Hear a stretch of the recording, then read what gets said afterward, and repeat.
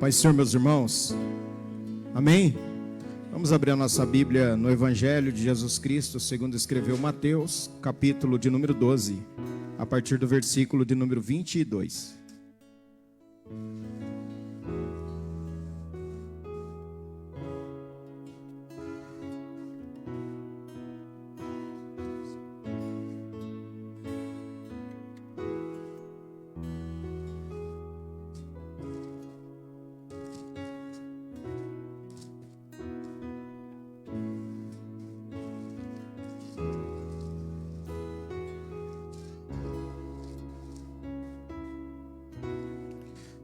Trouxeram-lhe então um endemoniado cego e mudo, e de tal modo o curou que o cego e mudo falava e via. E toda a multidão se admirava e dizia: não é este o filho de Davi? Mas os fariseus, ouvindo isso, diziam: este não expulsa os demônios, senão por Beelzebu, príncipe dos demônios. Jesus, porém, conhecendo os seus pensamentos, disse-lhes: todo reino dividido contra si mesmo é devastado, e toda cidade ou casa dividida contra si mesma não subsistirá. E se Satanás expulsa Satanás, está dividido contra si mesmo. Como subsistirá, pois, o seu reino? E se eu expulso os demônios por Beelzebu, por quem os expulsam então os vossos filhos? Portanto, eles mesmos serão os vossos juízes. Mas, se eu expulso os demônios pelo Espírito de Deus, é conseguintemente chegado a vós o reino de Deus. Ou, como pode alguém entrar em casa do homem valente e furtar os seus bens, se primeiro não manietar o valente, saqueando então a sua casa? Quem não é comigo, é contra mim. E quem comigo não ajunta, espalha. Portanto, eu vos digo, todo pecado e blasfêmia se perdoará aos homens, mas a blasfêmia contra o Espírito não será perdoada aos homens. E se qualquer disser alguma palavra contra o Filho do Homem, ser-lhe-á perdoado. Mas se alguém falar contra o Espírito Santo, não lhe será perdoado, nem neste século, nem no futuro. Pode sentar, meus irmãos. Nós estamos aqui no nosso último culto do mês, né? Então nós temos que aproveitar esse momento que Deus está nos concedendo para aqui estarmos. Mas já falei sobre esse tema, já. Depois, se você procurar, você vai ver que em junho do ano passado, eu falei na Santa Ceia, no culto da noite. A gente estava fazendo 2 cultos, eu falei no culto da noite esse mesmo tema, nessa mesma linha.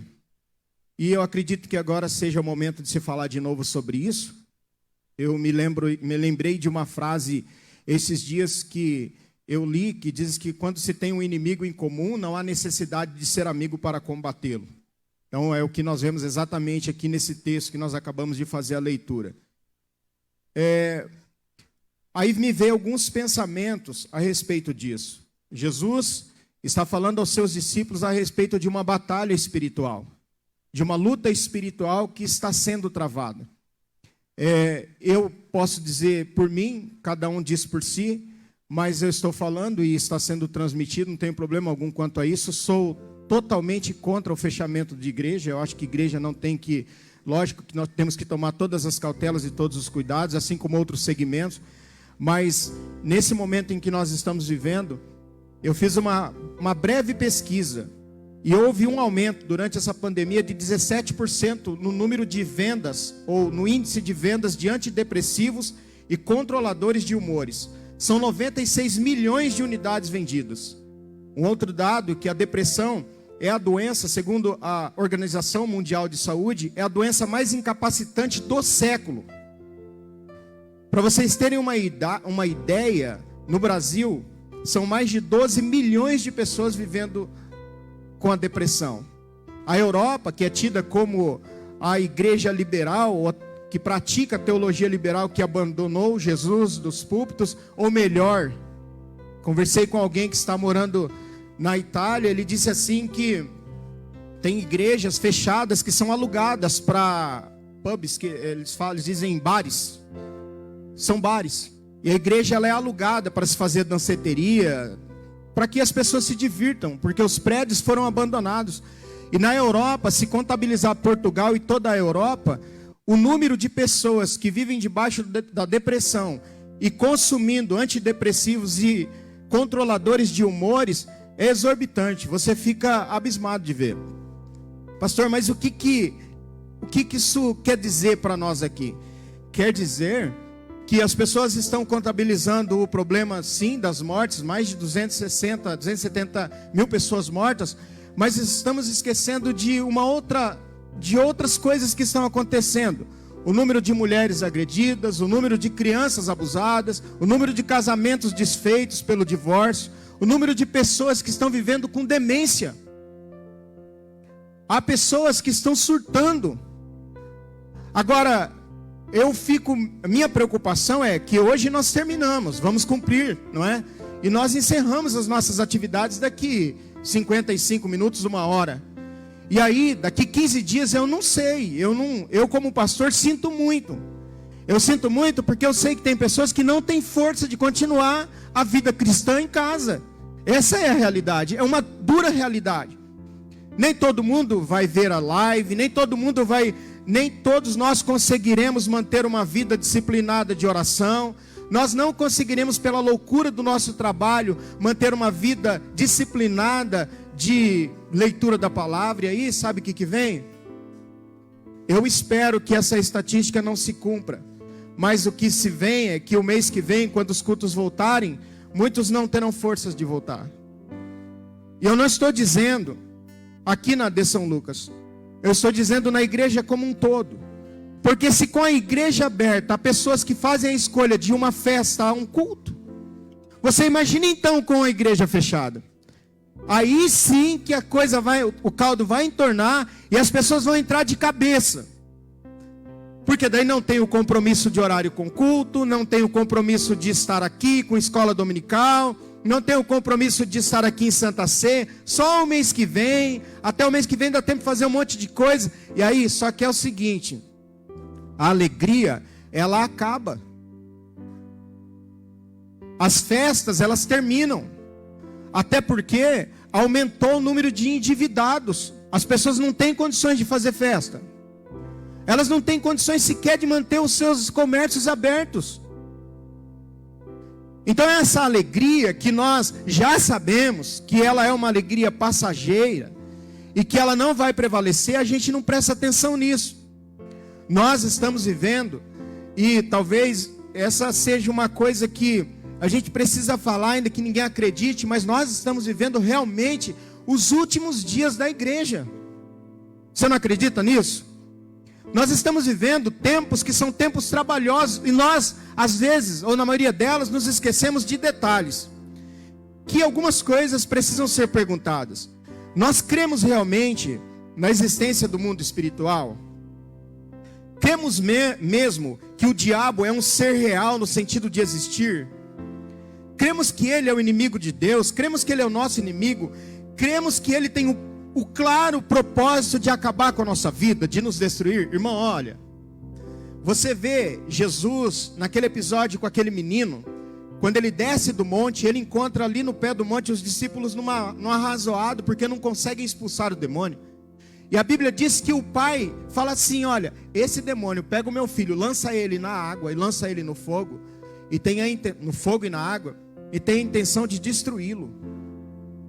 Então, havia consciência na mente e no coração daquele pai de que Satanás tinha o claro propósito de acabar com a vida dele, de destruir a vida do seu filho. Você que está aqui nessa noite, casado ou não, jovem, porque o diabo tem um plano para todas as idades. Ele tem um programa especial de destruição para todas as idades, para cada um de nós. Não importa se você tem 1 ano de casado, se você tem 50 anos de casado, você pode ter filhos que são maiores de idade, mas ele pode arrumar alguma coisa para destruir a sua vida. Ou nós brincamos com ele. Diz um adágio antigo. Esse negócio me marcou hoje, irmãos. Quem brinca com fogo? Quem brinca com fogo? E eu tive um sonho essa noite, que eu estava sentado na igreja e alguém estava pregando aqui. E eu estava aqui na primeira cadeira, aqui, eu com a Regiane, E o pregador dizia assim, olha, quem brinca com fogo se queima. E dizia para a igreja. E eu acordei com esse negócio batendo na minha cabeça.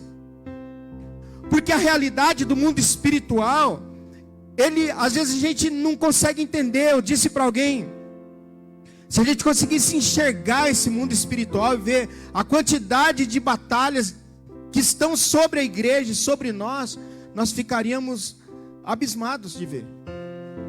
Porque esse mundo espiritual é um mundo que precisa ser compreendido. E às vezes nós brincamos com esse fogo, não sabendo que podemos nos queimar. Nós estamos enquadrados, pelo menos em uma das 3 características de homens. O homem natural, que é o nascimento corporal.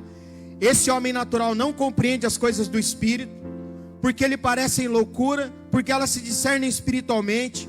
O homem natural é o homem que respira, é o homem governado pela sua respiração, é como nós nascemos. Mas também é o homem carnal, que é o resultado da queda e os seus efeitos. Paulo diz à igreja de Corinto, eu não pude falar a vocês como espirituais, porque ainda são carnais. E só pode ser carnal quem nasceu de novo e despencou para o lado da carne. O irmão fez a leitura aqui de Romanos 8, deixando isso claro para os irmãos. O homem carnal é aquele que é controlado pela depravação, por uma natureza carnal. Mas existe o homem espiritual, que é o homem regenerado. E esse homem é aquele que discerne bem tudo, e ele de ninguém é discernido. Falando com alguém essa semana, eu disse para essa pessoa, nós não nos apercebemos muitas vezes, que nós estamos no meio dessa guerra espiritual.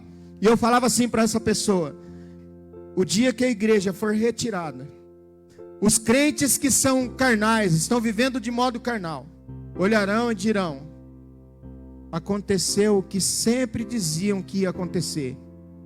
O homem natural vai olhar e não vai compreender o que aconteceu. Mas o homem espiritual, o homem carnal vai olhar e dizer, isso estava previsto. E aí vai ser tarde demais. O homem espiritual é aquele homem que se relaciona com o Espírito de Deus. É aquele que consegue entender que é governado pelo Espírito de Deus. Portanto, nós temos um corpo que é composto pelos sentidos, uma alma que dirige esses sentidos e um espírito que dirige a minha alma. Escuta, existe um livro muito interessante que fiz a leitura dele que chama A Estratégia de Satanás.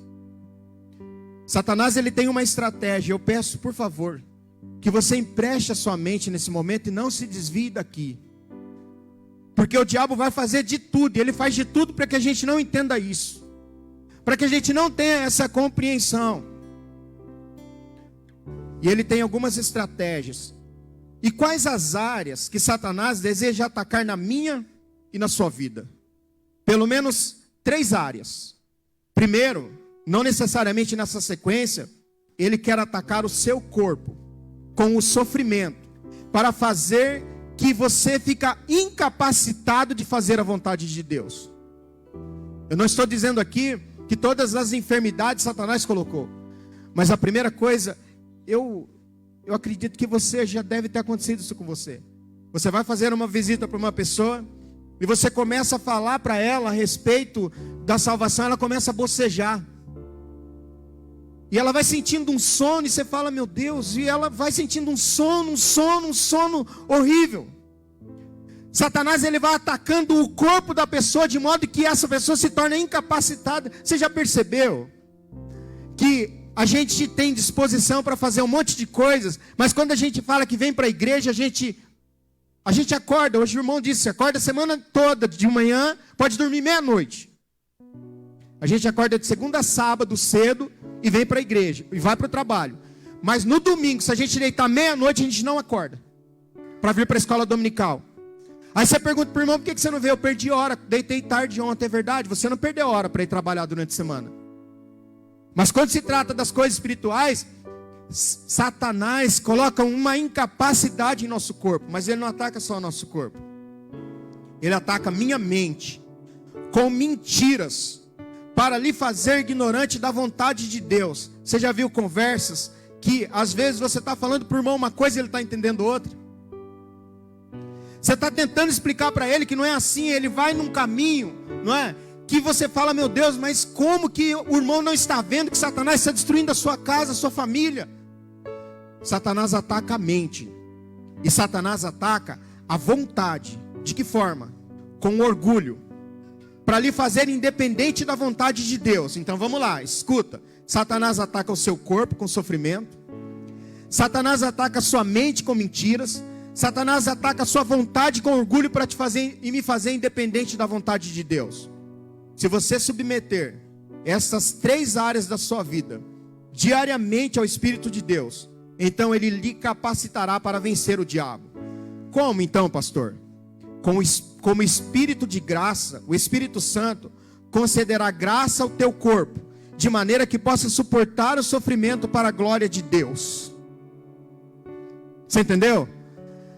Então nós vimos aqui no Salmo 73 que Asaf começou a olhar as dificuldades lá fora e os seus pés quase se desviaram.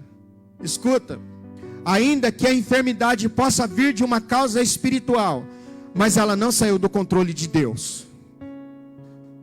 Você entendeu? Ainda que a enfermidade ela possa vir de uma causa espiritual, Deus te dá graça para que o seu corpo suporte isso para a glória de Deus. Com o espírito de sabedoria, Ele ensina a cada um de nós a palavra e fará com que a minha mente, a sua mente, se recorde.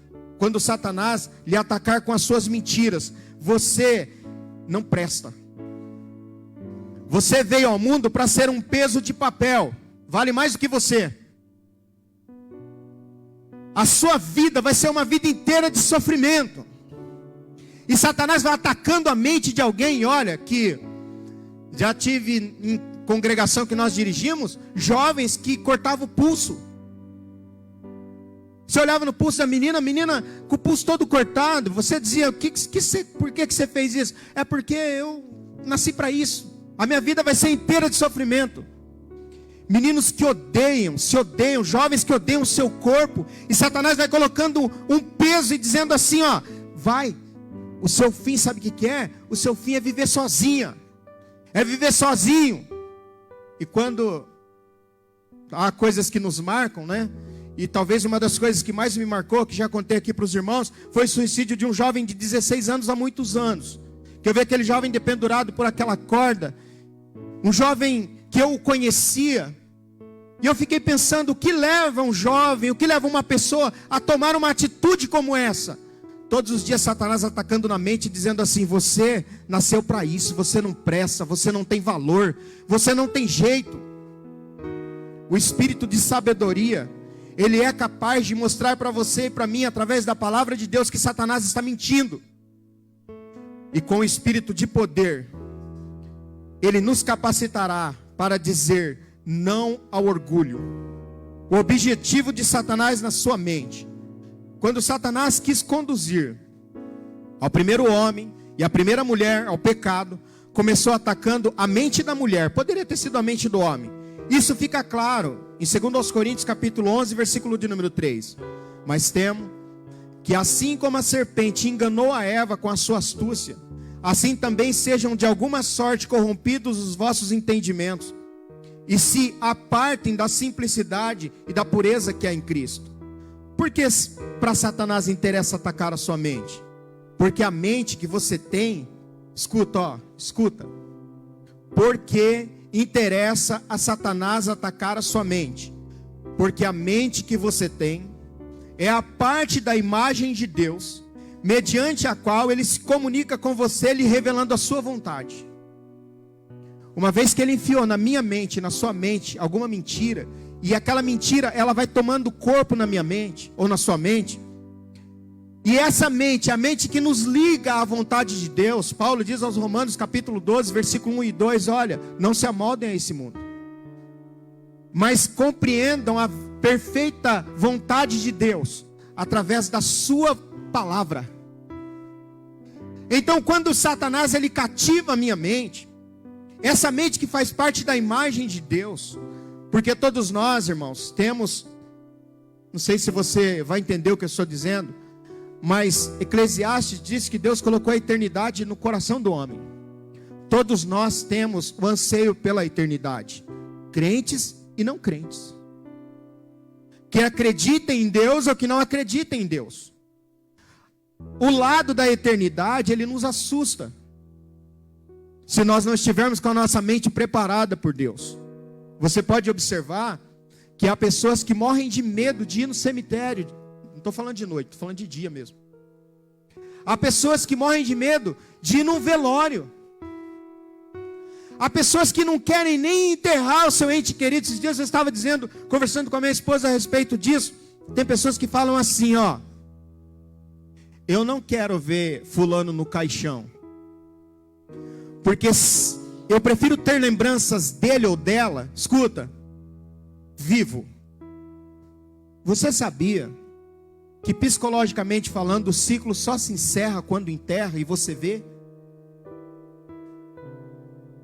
Porque se você não vê, essa lembrança, ela vai te martirizar a vida toda. E você nunca enterra o seu ente querido. O ciclo só se fecha e Deus respeita o luto. Talvez você fale assim, não, mas como? Israel chorava 30 dias o seu morto. Deus respeita o luto. Então o ciclo não é completo. E Satanás ataca a sua mente, dizendo assim, ó: não, você não pode tocar a sua vida, você perdeu. Não tem o que se fazer. Um breve teste me mostra por quem estou dominado, ou sou dominado. O que domina a sua mente a maior parte do tempo? Quando estou sozinho, o que sinto vontade de fazer? Quando vejo um filme, quando sou afetado pelas sugestões de adultério num filme ou numa novela, nem se fala, o que pratico com mais assiduidade ou rotineiramente? A resposta mostra se sou natural, carnal ou espiritual. É possível que alguém diz assim: pastor, eu acho que eu sou carnal, mas na realidade nem foi regenerado, nem nasceu de novo. Independentemente da crença que possuímos, há que se concordar que temos um lado material, corpo, e um lado material, espiritual e alma. Essas divisões servem apenas para fins pedagógicos para cada um de nós, para facilitar a nossa compreensão, porque há uma comunicabilidade entre elas. O que afeta um, afeta o outro. Escuta, se a sua vida espiritual não estiver bem, nada está bem. Se você consegue imaginar que a sua vida, alguém fala assim, não, mas eu estou bem, eu não estou indo na igreja, mas eu estou bem. Mentira. A primeira coisa que você deixa de fazer quando não está bem é não vir à igreja. Se a nossa vida espiritual ela estiver danificada, a nossa vida material ela vai estar danificada, a nossa vida emocional vai estar danificada. Porque nós somos seres uno. O que influencia um, influencia o outro. Se não, vejamos. Trouxeram-lhe então um endemoniado, cego e mudo, conforme nós fizemos a leitura. De tal modo o curou que o cego e o mudo falava e via.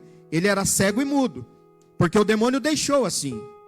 Tanto que quando tal demônio foi mandado embora, ele falou e viu. Cabe deixar bem claro que o diabo não quer que alguém acredite que ele exista.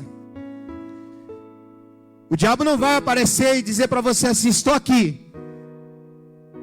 Você nunca teve a impressão de alguma coisa dentro da sua casa? Nunca? Você nunca teve a impressão de estar sentado no sofá e de repente alguma coisa passar no corredor da sua casa? Não, pastor, aqui na minha casa é uma casa de crente, não acontece nada, aqui ele não entra. Irmãos, ele é ousado e abusado. Ele coloca pesadelos em nós. Ele quer assustar-nos. Ele quer fazer com que a gente pense que ele não exista. E para isso, um pastor dizia, e quando ele pregava, ele falava que ele usa sapatinho de algodão. E ele entra eu gosto muito para ilustrar isso, a serpente. Como que a serpente entra no Éden? Como que ela consegue de forma sorrateira? E olha, uma serpente falar, se uma serpente falar com você, você tem medo da serpente sem ela falar?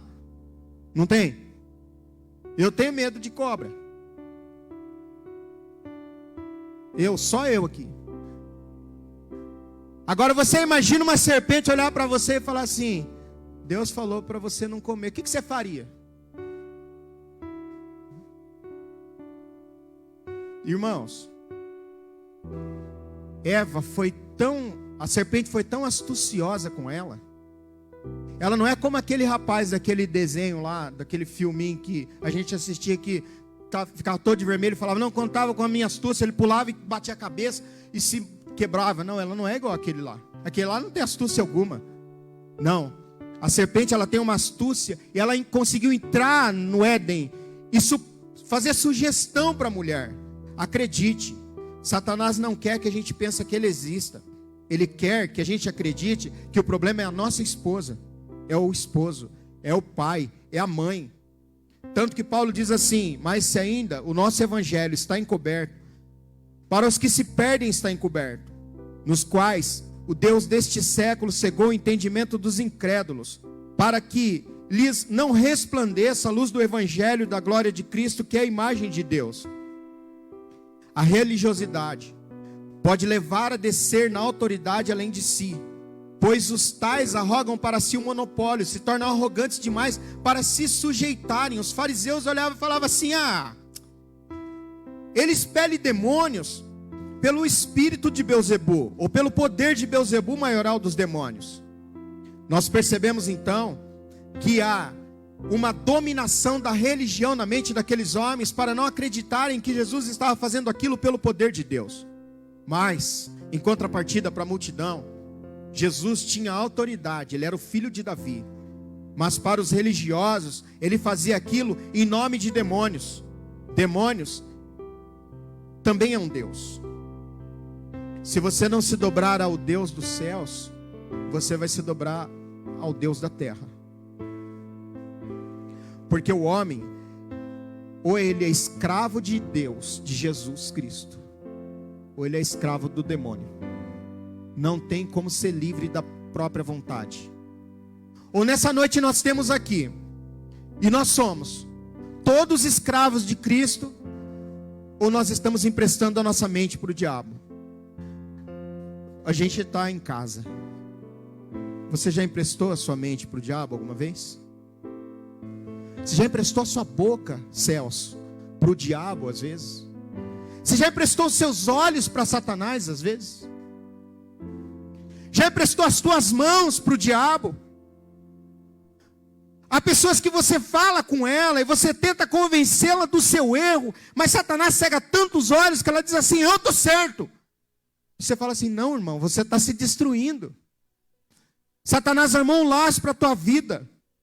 Jesus é Senhor em todos os reinos: espiritual, natural e carnal. E por que não dizer no reino religioso também?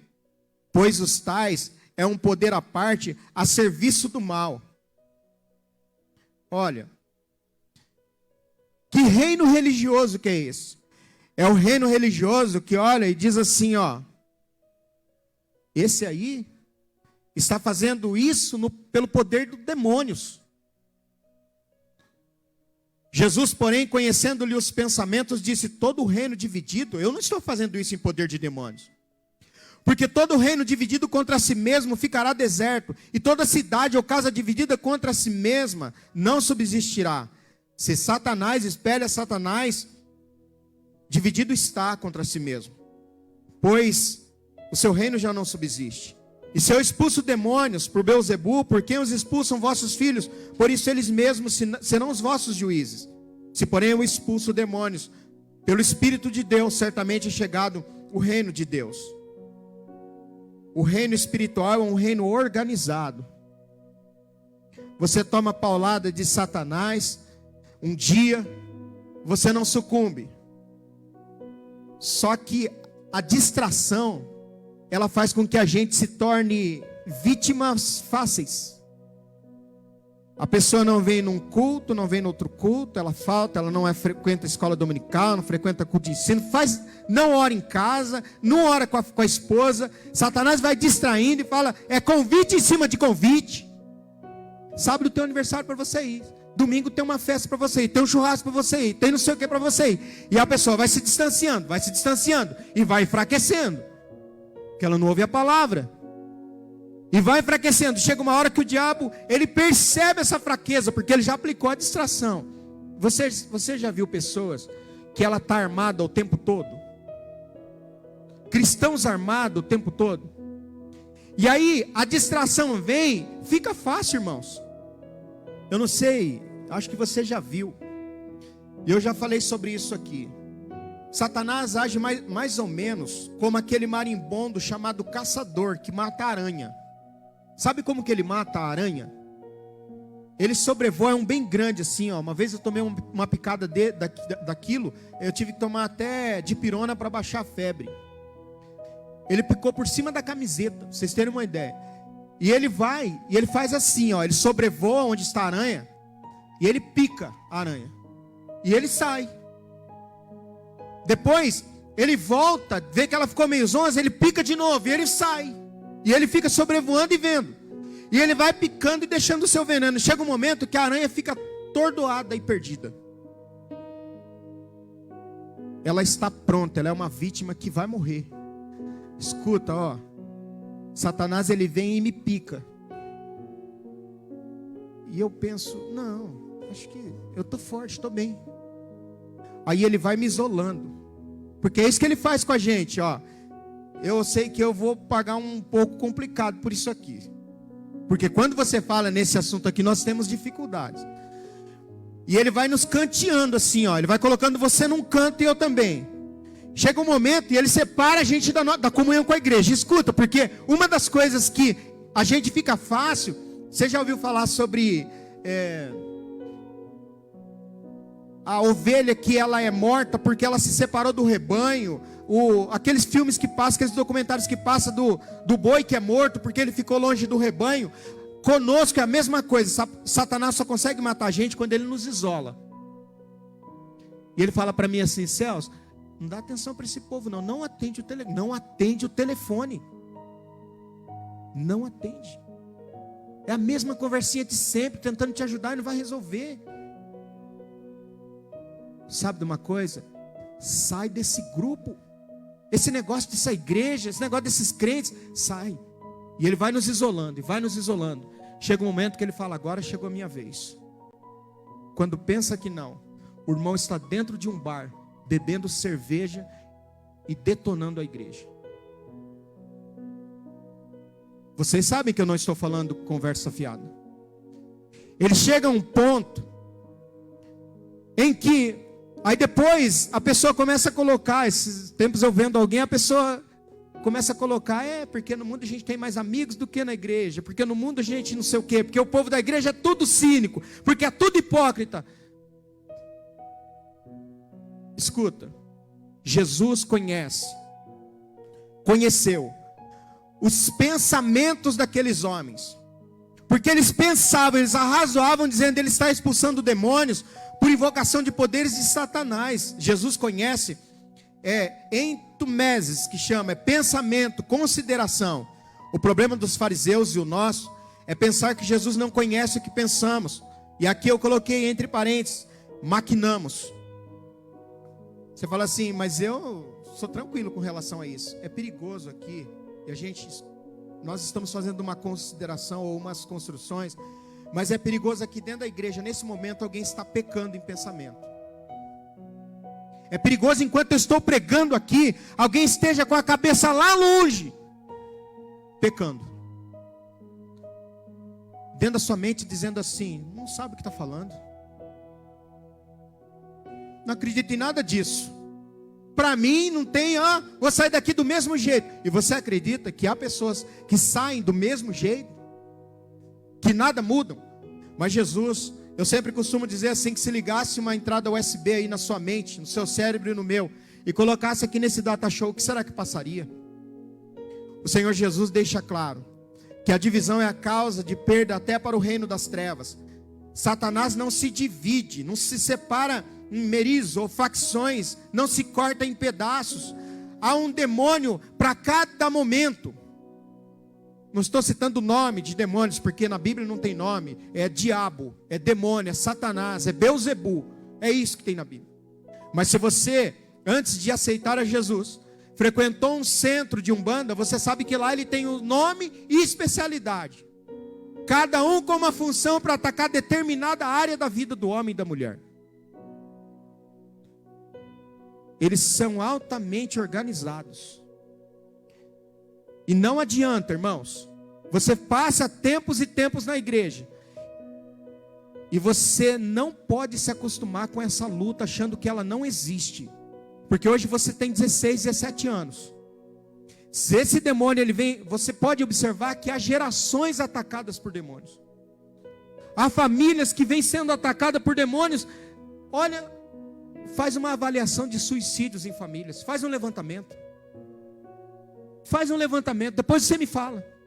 Faz um levantamento no número de adultérios entre famílias. Porque o cara que adulterou, ele prejudica a próxima geração, que prejudica a próxima geração. Irmãos, escuta. Tiago diz assim: quem dentre vós é sábio e entendido, mostre pelo seu bom trato suas obras de mansidão e sabedoria.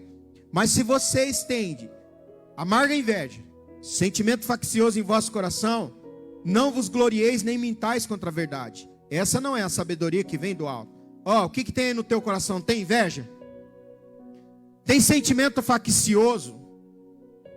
Ah, pastor, eu só me dou bem com esse, com esse e com esse. Não, com esse eu não gosto de andar. Não, eu só ajudo fulano. Esse aí eu não estou nem aí. Irmãos, a gente está vivendo uma época que se você falar alguma coisa colocando a sua posição, você é detonado. Você não pode pensar, você já observou? Você não pode mais pensar. Porque se você pensar, pronto. Nós estamos vivendo um momento de divisão no nosso mundo, em que se você tiver um pensamento diferente de outras pessoas, pronto, você já é odiado. Já é suficiente para te mandarem para o inferno. E manda para o inferno mesmo. Crente, cheio do Espírito Santo, que fala em língua estranha, toma Santa Sé, mas manda o outro para o inferno no Facebook, ou na internet, ou não sei na onde, ou pessoalmente até. Nós estamos vivendo um momento em que as facções, e Tiago fala desse sentimento faccioso, que ele é terreno, ele é animal e ele é diabólico. Porque onde há inveja e espírito faccioso, há perturbação e toda obra perversa. O start de Tiago é: você é sábio, você é entendido.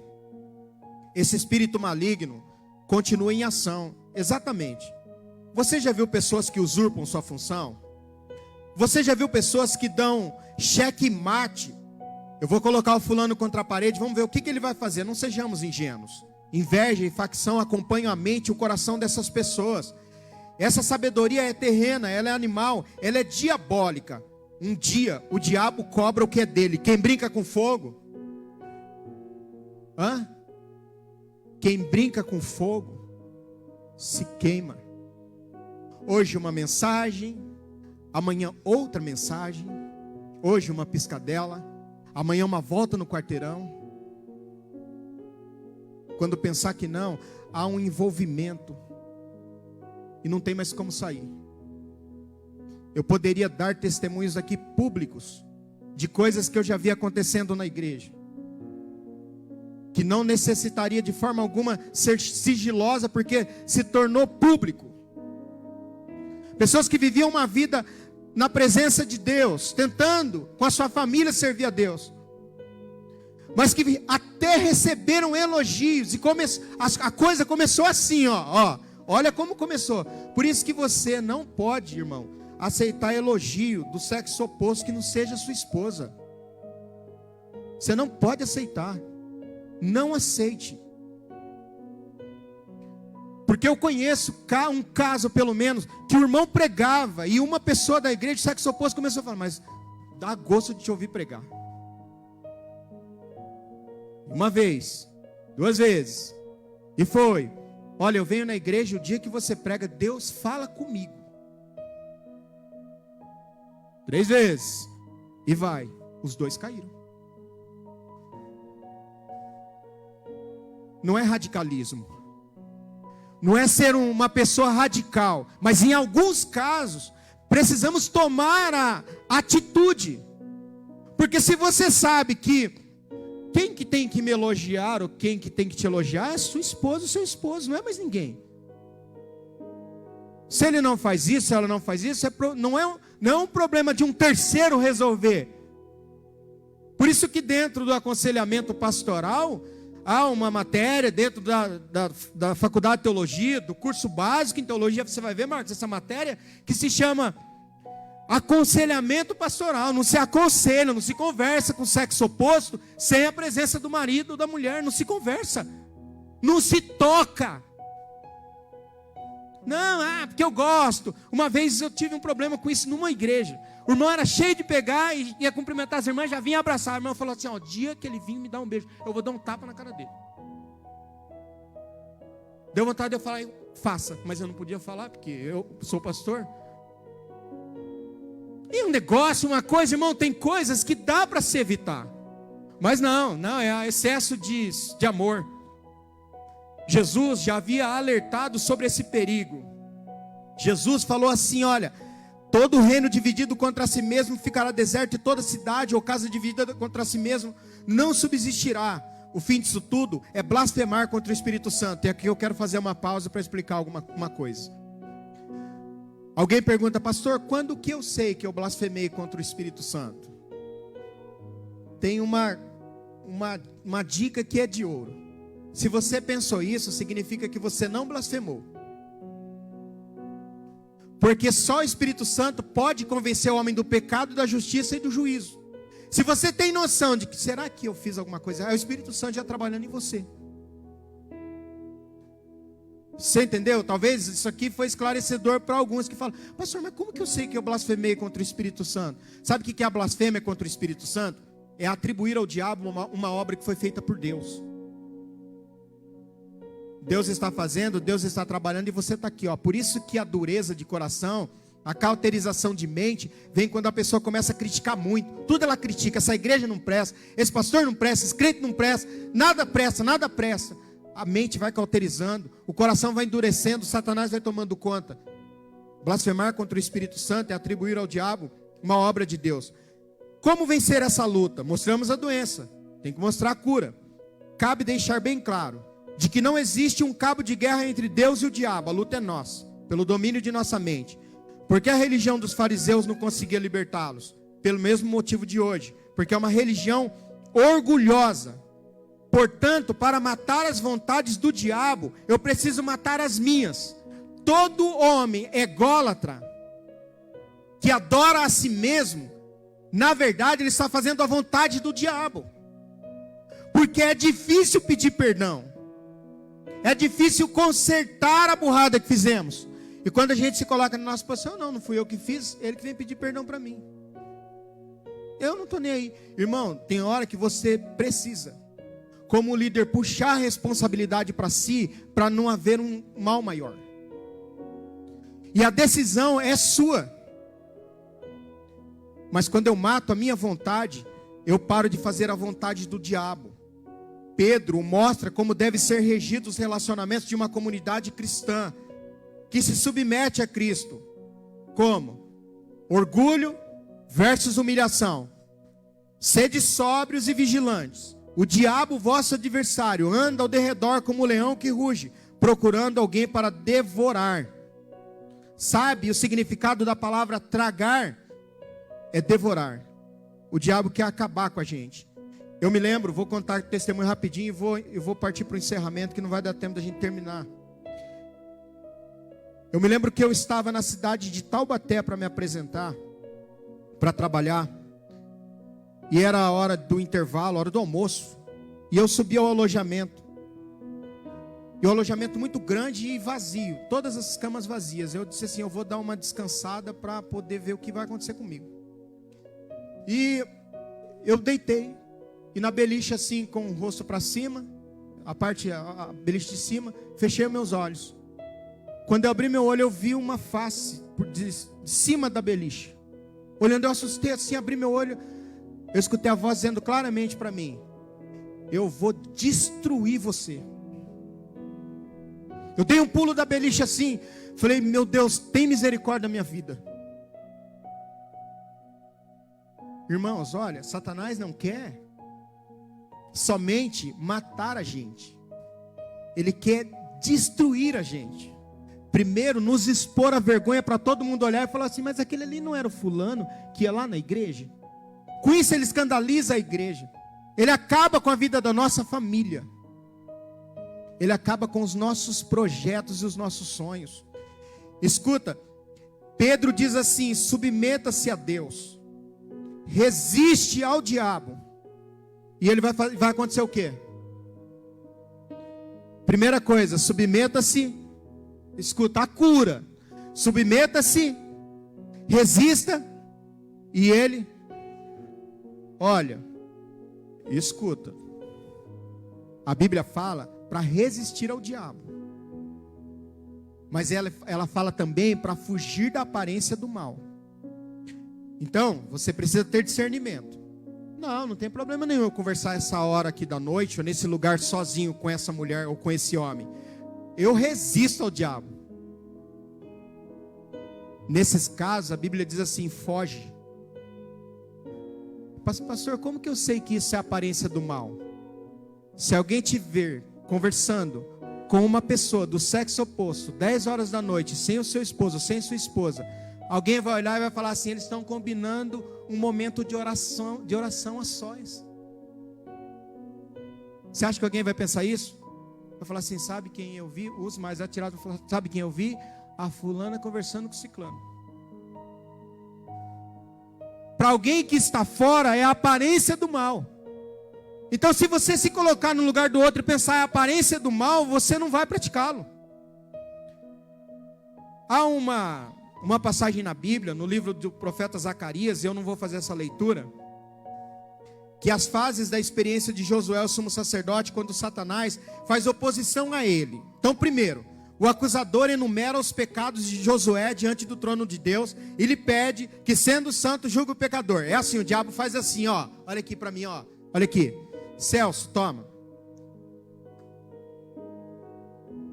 Foi só um pouco. Próximo passo ele fala assim, você bebeu? Não tem perdão para você. Primeiro ele acusa, ele incita, depois ele acusa, e fala para Deus, o Senhor não é santo? Como que o Senhor deixa acontecer isso? Na vida de Josué. A segunda fase, na vida de Josué, do sumo sacerdote, o Senhor diz para Satanás assim, ó, o anjo do Senhor diz para Satanás assim, que o Senhor te repreenda. Escuta, só há um meio de expulsar o demônio, repreendendo. Pastor, mas eu vou ficar aqui em pensamento, falando assim, em pensamento, não.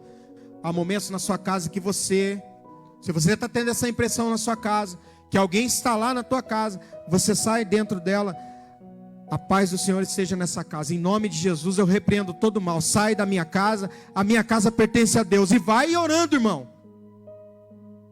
É assim que você deve fazer, porque Satanás só entende voz de comando. E a terceira fase é a restauração. Então primeiro, a oposição, a repreensão de Deus e a restauração. Para que isso aconteça, tem um caminho, sabe qual que é?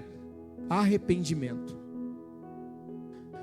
Pequei, meu Deus, não sei o que eu faço, me ajuda, eu me arrependo. Se você colocar essa palavra, eu me arrependo, eu peço que o Senhor me ajude. Volta-se a Deus, você é perdoado, você é restaurado, através da repreensão do próprio Deus de Satanás. Vamos ficar em pé, vamos fazer uma oração, irmãos. Nós vamos participar da Santa Ceia. Pai, em nome de Jesus, nós agradecemos ao Senhor pela Tua palavra. Meu Deus, a respeito, meu Deus, desse assunto tão importante para esses dias que nós estamos vivendo. Meu Deus, em nome de Jesus, estende as mãos poderosas do Senhor sobre os Teus filhos, Pai. Guarda, meu Deus, a Tua igreja e nos ajuda, Senhor, a compreendermos, termos o discernimento de espírito acerca, meu Deus, da luta espiritual que estamos vivendo. Em nome de Jesus, amém.